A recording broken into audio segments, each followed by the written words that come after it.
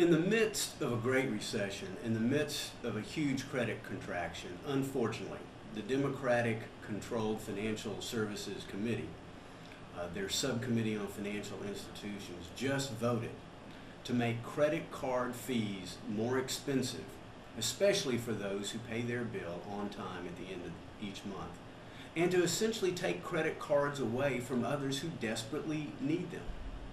Now, I'm not particularly fond of my credit card company, and there's some credit card companies I refuse to do business with. But in a time where credit is contracting, when hardworking Americans need credit cards to put food on the table, to ensure that they have their prescription drugs, to make sure that they can put clothes on their children's back, now is not a time to introduce legislation that starts restricting the ability of consumers and credit card companies to do business on mutually acceptable terms. Now listen, we got lots of work to do on disclosure. Nobody can understand those disclosure statements. But what we don't want to do is get away from something called risk-based pricing. That allows credit card companies to price their credit based upon the risk. Now there was a time in our nation's history we didn't do that. And when we didn't do it, what happened is everybody, almost everybody, had these dreaded annual or monthly membership fees, and a third fewer people had access to credit. We don't want to go back to that era.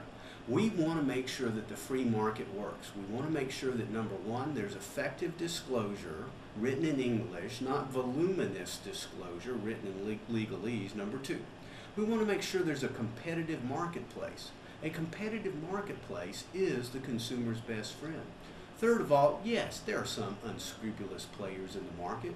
We want to make sure that government does its job in rooting out fraud, policing that fraud, and prosecuting that fraud. But don't take away the economic liberties of working Americans. Don't take away their credit opportunities in a shrinking economy.